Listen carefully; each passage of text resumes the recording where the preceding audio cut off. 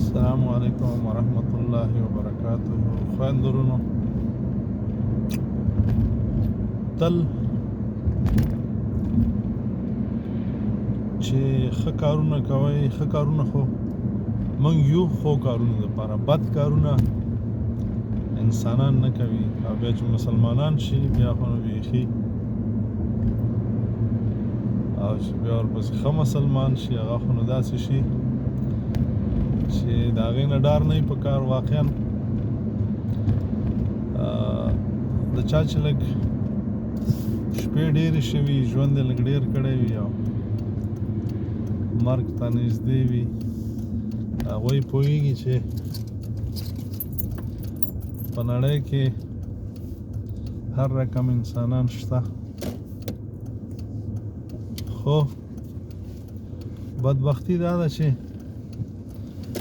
ځینې انسانان پوهه لري. او زه دا انسانان ځکه وایم، زما یو ډېر نږدې ملګری دی، هغه ماته ویل مسلمانان وایه ستا کار د مسلمانانو سره دی. د هغه خبره معقوله وه، سمه وه، خو زه انسانان ځکه وایم چې تاسې باور وکړئ چې په موږ او تاسې کې، یعنې په مسلمانانو کې مولایان او دا ځینې تبلیغیان خو ورته دغه غواړي که نه، داسې باید هم غواړې که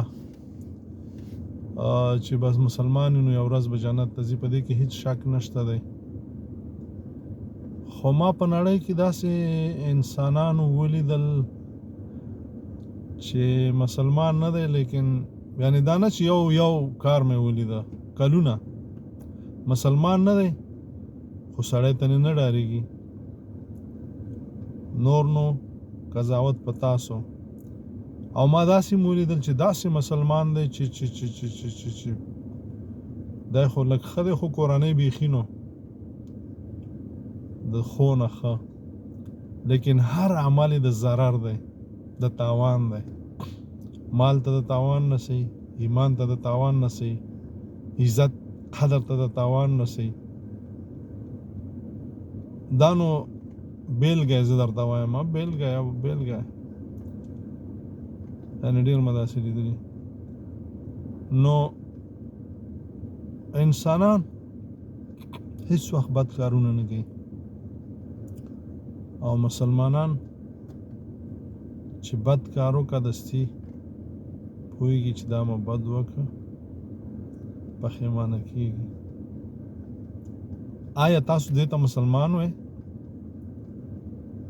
چې دی داسې بد کار وکړه چې دی 3 4 5 کاله ورته ښه ځان منظم کړی وي، وایي کاندي، یعنې دی ورباندې مطمئن دی. هغه ملاتړ یې پرېږده، خو چې دی پخپله ورباندې مطمئن دی، بیا 1 2 3 4 5 10 کاله تېرېږي او ده ته نه د توبې او نه د بخښنې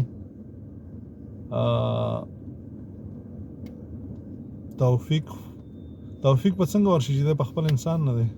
توفیق خدای پاک هغه چاته ورکړي چې هغه وایي دا ما بد کړي دي، الله پاک هغې ته توفیق ورکړي. او یو څوک چې په بدو باندې په خپله یعنې پلان یې ورته جوړ کړی وي او منظم ترتیب شوی، داسې بد وکړه او بیا دی بد نه ګڼي، نو آیا ده ته به خدای توفیق ورکړه؟ نه.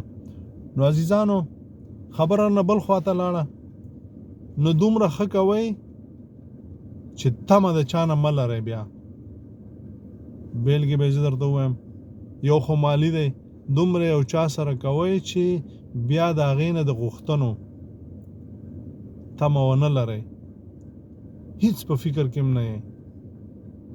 او یو خو همدغسې د وخت او د ځان د منډې هم دومره کوئ چې په یو ځای باندې ستړي نه شئ چې بیا په کرارې کښېنئ چې یو ورځ خو ښه ډېر وکړل، بیا لاس ورسره نه شئ کولی، مرستې ورسره نه شئ کوی، او داسې نور.